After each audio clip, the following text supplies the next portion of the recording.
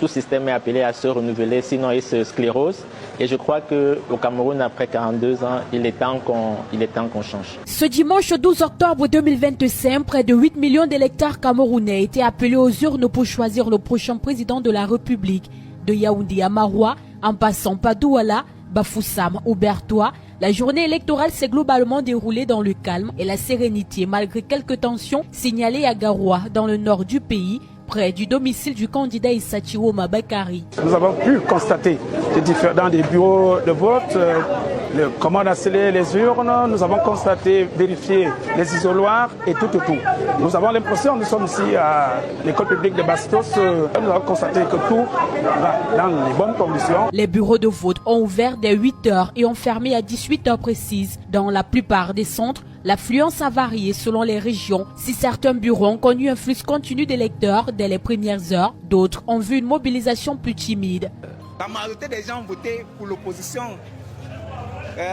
Je suis content. Et moi je suis quand même très fier, tout s'est passé normalement. Mais là où moi j'ai peur, c'est la compilation de ces résultats dans le PV. Mais c'est là où il y aura les fraudes, c'est là. Le taux de participation, enjeu majeur de cette élection, sera scruté de près par les observateurs et les formations politiques.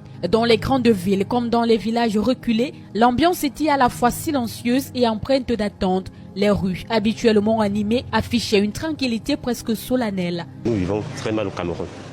Je suis un chef de famille, mais il n'arrive pas à nourrir vraiment mes enfants comme un Camerounais décent. Et il faut que ça change parce que nous aussi, on veut être développés comme tous les pays dans le monde entier. Il n'y a rien de mal à changer dans la vie.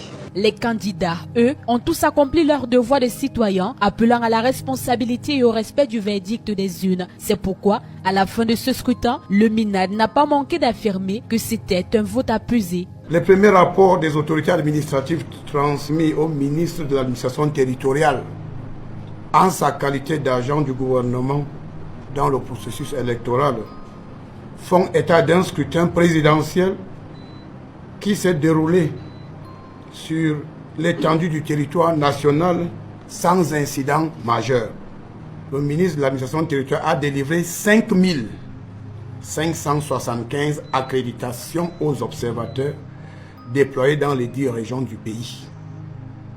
Ils vont travailler librement dans le strict respect de nos lois. À l'étranger, les Camerounais installés dans 11 pays ont également pris part à ce scrutin. De Paris à Abidjan en passant par Moscou, ils ont exprimé leur attachement à la vie démocratique du pays. Pour beaucoup, voter depuis l'extérieur reste un geste fort, symbole d'une appartenance indéfectible à la nation. J'ai choisi de voter tout simplement parce que c'est mon devoir en tant que citoyen et je suis content de le faire. C'était assez facile d'identifier les bureaux de vote vu que les lettres sont inscrites sur les portes et je suis entré dans la salle, les indications m'ont été données et j'ai voté sans difficulté. J'ai choisi de voter parce que je veux participer activement au changement du pays. Le dépouillement a débuté dès la fermeture des bureaux de vote et se poursuit dans plusieurs régions. Les premiers résultats officiels sont attendus d'ici le 27 octobre 2025, date à laquelle la nation saura qui conduira les destinées du Cameroun pour les prochaines années.